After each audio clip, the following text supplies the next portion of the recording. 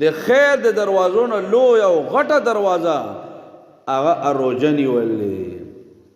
روژه کې الله ډېر خیرونه اچولې دا وجه د ورونو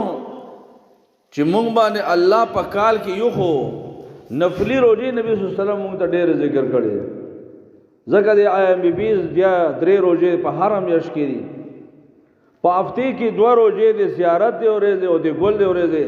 دا ځان ته ثواب لري عاشوري کې بیل وی د ذوالحجې روژه لسمه بیل روژه دا نهمه د عرفې روژه نو ډېرې روژې نفلې دي خو یو فرض روژې هغه یو کال دا که انسان غواړي او که نه غواړي نو کال کې یو کال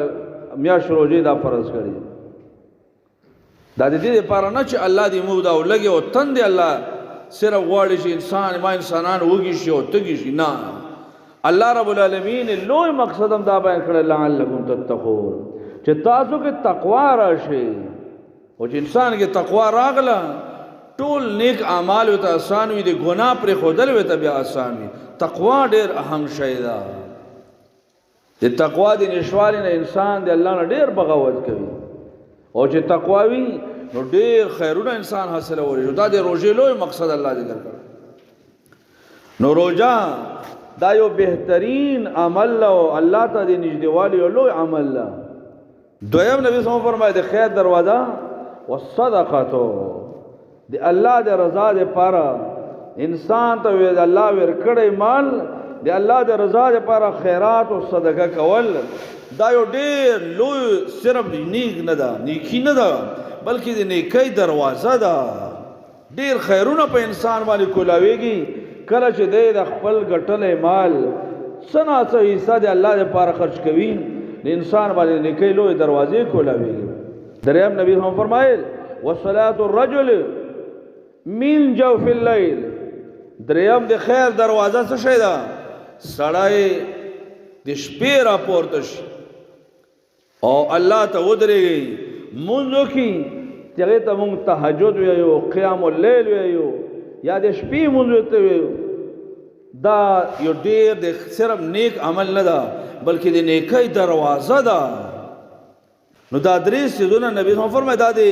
خیر دروازې دي بیا نبی صلی الله علیه وسلم وفرمایل الا اخبرك براس الامر وعموده وذروه سنامه رسول الله صلی الله علیه وسلم څومره مهربان ده په مونږ باندې څومره نبی صلی الله علیه وسلم شفقت کوونکی ده بیا دوباره نورم 3 څیزونه وښودل معاذ لته فرمایي الا اخبرك براس الامر وعموده وذروه سنامه معاذ زتا ته د ټول اسلام زتا ته د راس الامر د ټولو کارونو سر ونه خیم سر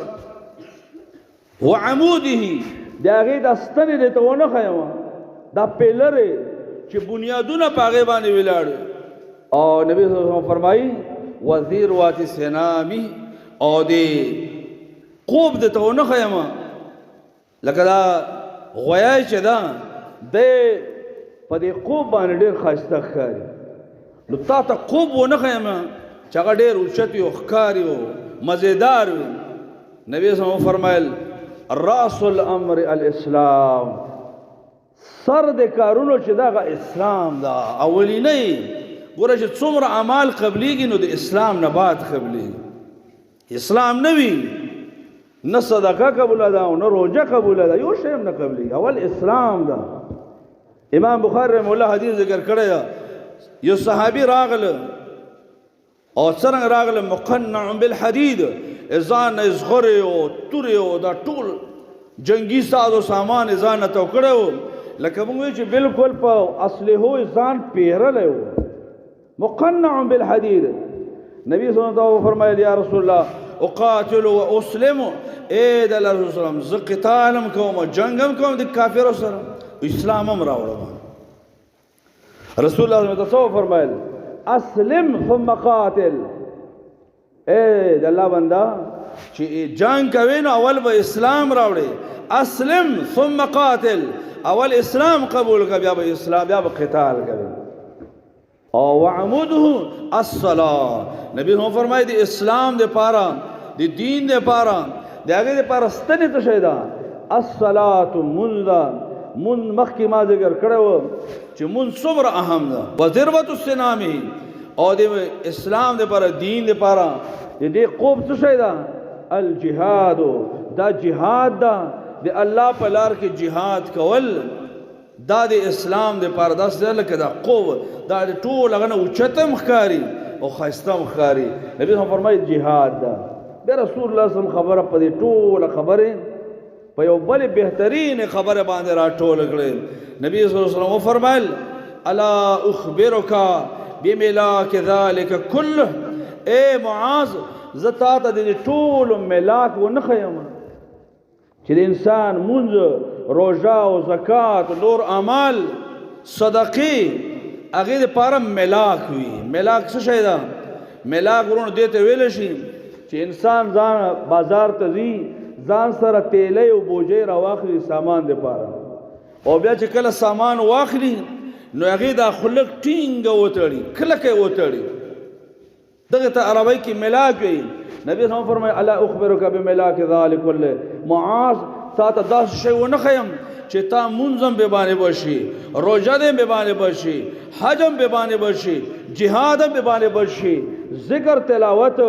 قیام الليل تهجد ارصد به باندې بشي ناغه څه شی نبی صلی الله علیه وسلم فرمایل زبیراونی وا کف علیک هذا معاذ جب کنټرول کا جب دې په خپل واک کې کا دا کنټرول کا مکه ودا